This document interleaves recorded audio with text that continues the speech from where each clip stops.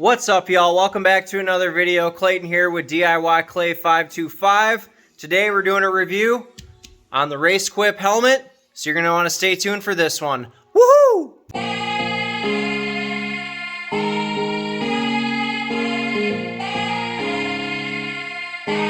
were able to tell that I had ran them, so I'm going to kind of show you guys.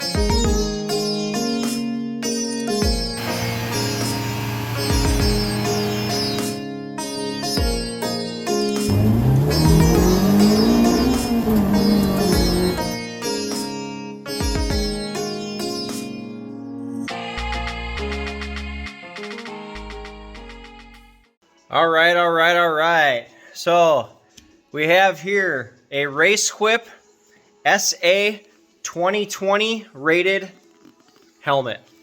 Just picked this thing up last week, and I'm going to go over a few things on it. If you're thinking about getting a new helmet, I'm going to tell you about all the features and what I think of it. Oh, I'm also going to tell you how it fits, because that's pretty important with this helmet. Yeah, you're going to want to know all about that. So here is a close-up of the helmet. This is exactly how it comes. I just pulled it out of the box and the bag that it came in. It does give you a few bits of information here. Just comes with a clear film on top of here.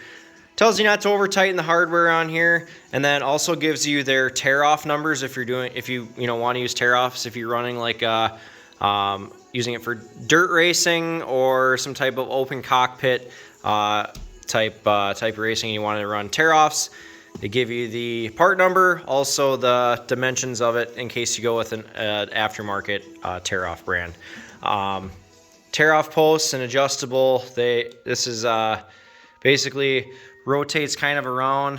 It's kind of hard to tell, but it basically is on like a cam style. It moves. Has your Hans device slots there. Comes with hardware and everything for those. Also comes a little bit of a bag here with information. Comes with a sticker.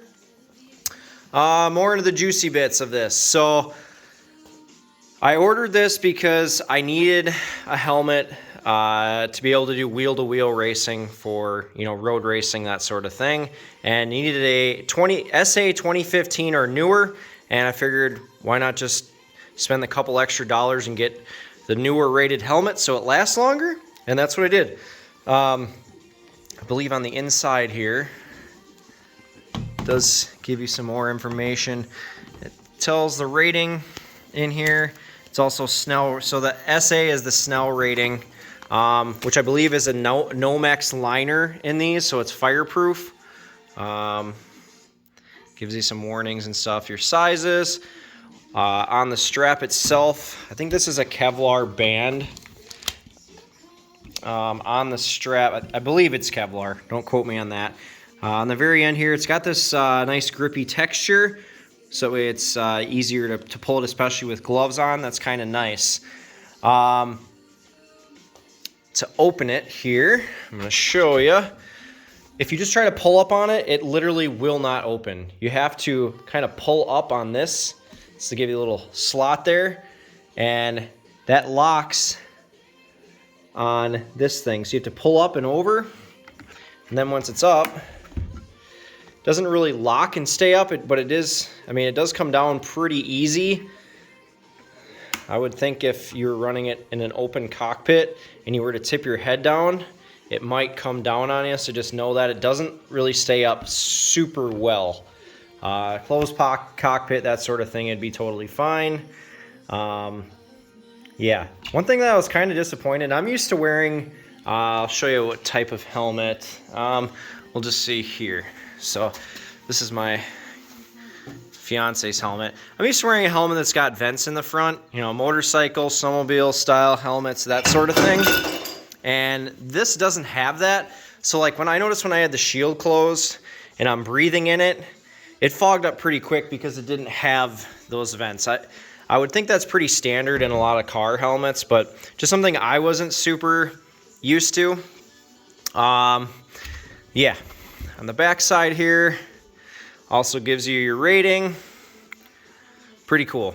So if you're not familiar with the rating, every 5 years they come out with a new rating system. So from 2015 to 2020, the end of 2019 into 2020, it was SA 2015.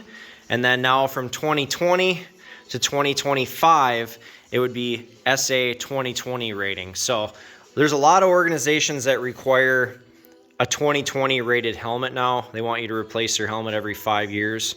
But some organizations don't care, and some are kind of in the middle. They say 2015 and 2020 are both allowed. So just check with the organization that you run with to make sure you get the right helmet. But for the few extra dollars, it's honestly worth getting the newer rated helmet. One thing I'm going to talk about next is fitment. So as far as fitment goes, I'm going to tell you this. This helmet does run big compared to a lot of helmet brands that I've wore before. I would compare our helmet brands I've wore before and have here personally on the shelf back there. I have Arise, I have Shoeies, I have HJCs.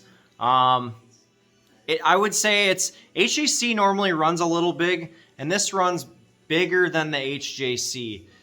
Bell and Shoeies seem to run pretty snug, at least in their motorcycle line, and I've tried some of their car line stuff too, or automotive line, and they run tighter than this. I always wear a medium in every brand. This is the first helmet I've tried on that I could probably fit into a small. Talking about the sizing with that, my sister's boyfriend also ordered this helmet, and he ordered a large, which is what he normally wears, and it was too big. He had to send it back, and he ordered a medium. So with this one, when I put it on, like I said, normally I wear a medium in every other brand.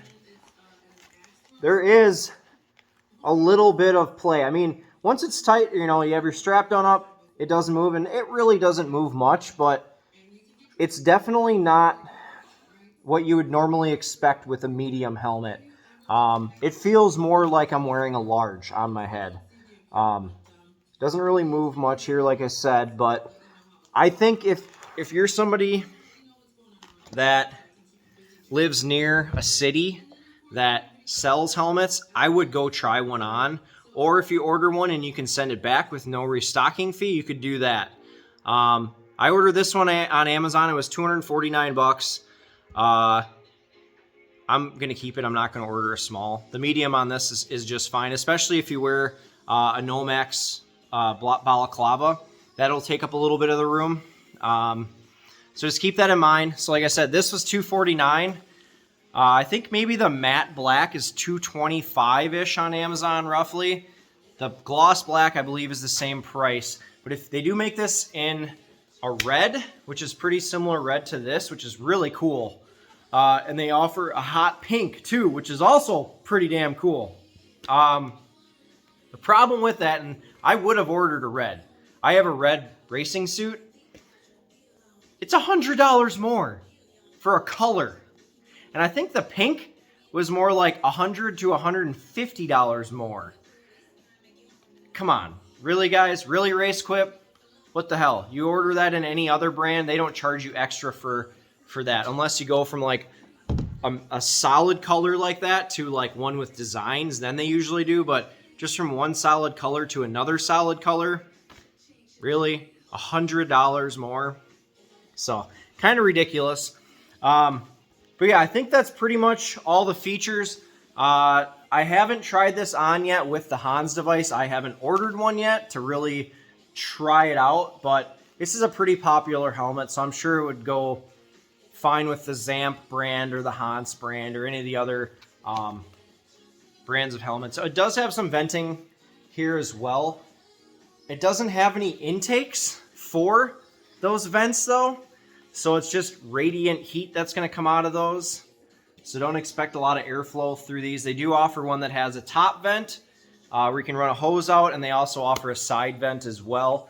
So depending on what you have for a race car, you can do like a big vent style like, NASCAR guys use or the IndyCar guys run. So yeah, I think that's pretty much it, guys. Make sure you, like, subscribe to our channel. DIY Clay 525.